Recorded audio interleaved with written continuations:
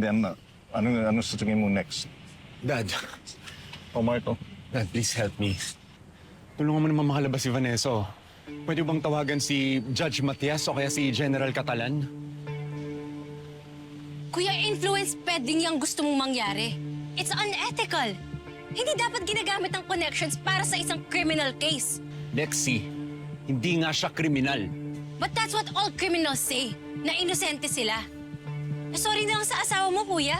Bukod sa testimony witness, may evidence against her. Diniin siya ng sarili niyang fingerprint. So ano? Gusto mo makulong si Vanessa? Yung nanay ng mga pamangkin mo, Lexi. Kuya, Duralex said Lex. The law is harsh, but it is the law. Will you stop? Bangayan kayo ng bangayan. Parang hindi ko magkapatid eh. Dad, please, tulungan mo ako. Isipin mo naman sila Mikay at Luigi, yung mga apo mo. Traumatized na sila, Dad. Kawawa naman sila. Look, ayokong nangyari kay Vanessa.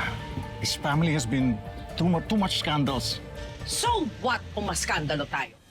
That is nothing compared to what I went through. Dapat nga nagse-celebrate tayo eh.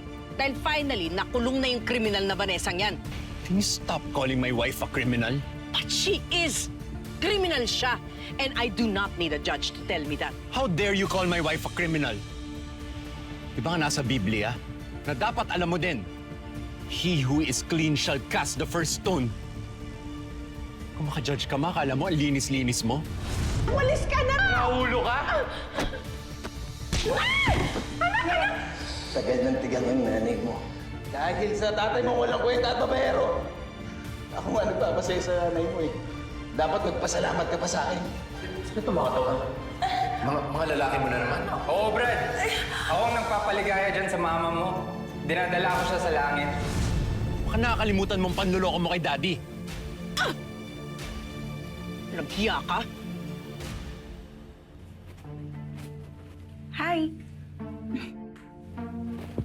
Kung matakot, wala namang mayor dito eh. Ako nga pala si Remy. Illegal possession of drugs. Siya naman si Lupe. Hi! Best friend ko. Nagnakaw ng laptop dahil sa anak niya. Nabalitaan ko, kinidnap mo daw yung mother-in-law mo. Ang bongga mo doon! Ang tapang mo, ha? Hindi totoo yan. Wala akong kasalanan. Kami rin naman walang kasalanan. Totoo sinasabi ko. Biktima lang ako. Big. Oo na. Lahat naman tayo dito. Biktima lang.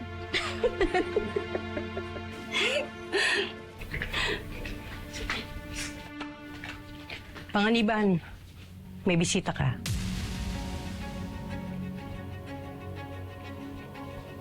Ang kapal na mukha mong isumbat sa akin yon. Ma, I'm sorry. Nagkaalala lang talaga ako kay Vanessa. Nag-aalala ka talaga, ha? Sana nag-aalala ka rin nung nawawala ako.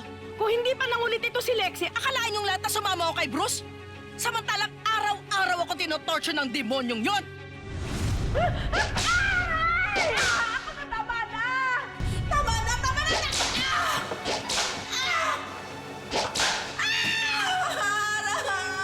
Tama na! Tama na!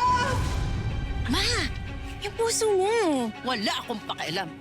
Sana nga atakihin ako sa puso. Dahil ang sakit-sakit na yung sarili kong anak mas inaalala pa ang nararamdaman ng taong nanakit sa kanila niyang ina. What have I done to deserve this from my own child? Tandaan mo, ako ang kinidnap. Ako ang tinorture. Ako ang nasaktan. Ako ang biktima dito.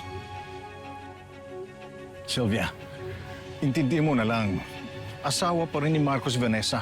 At ikaw, asawa mo ako, di ba? Dapat kakampi mo ko. Kung mag-effort ka kayang hanapin ng kumidnap sa akin. Sylvia, I don't care. Kahit asawa pa siya ni Marco at nanay siya ng mga apo ko. The wicked must face judgment and I will make sure that that happens here on earth.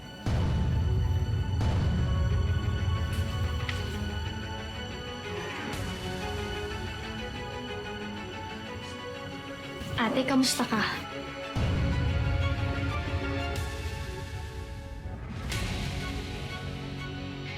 Kaya ka ba nandito para mag-celebrate? Sa kulungan ako, ikaw malaya sa labas. Masaya ka na. Ate, ba't kaya ka mag-isip? Hindi naman ako masamang tao. Come on, Angel. Tama na yung pagpapanggap mo. Tanggalin mo na yung maskara mo. Ilabas mo na yung tunay na ikaw. Ate, pwede ba tayo mag-usap ng parang normal, magkapatid? Normal? Ano bang normal sa pagkakapatid ang pagsisinungaling? Pag-frame up? Pang-tatraidor? Sabihin mo nga sa akin, Angel, anong normal doon? Ate, hindi ko maintindihan yung sinasabi mo. Wala akong ginagawang masama sa'yo. Ilang beses ko na nakita yung paawa mong mukha, nakakasawa na.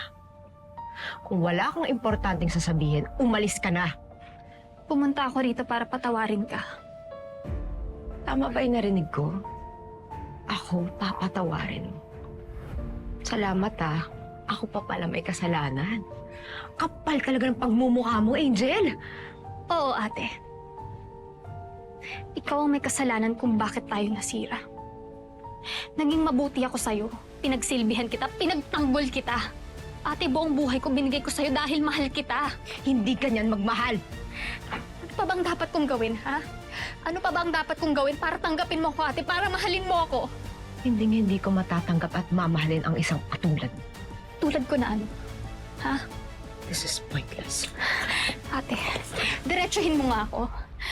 Ano pa ba ang dapat kong gawin para mahalin mo ako tulad ng pagmamahal ko sa'yo? Wala. Dahil isa kang baliw.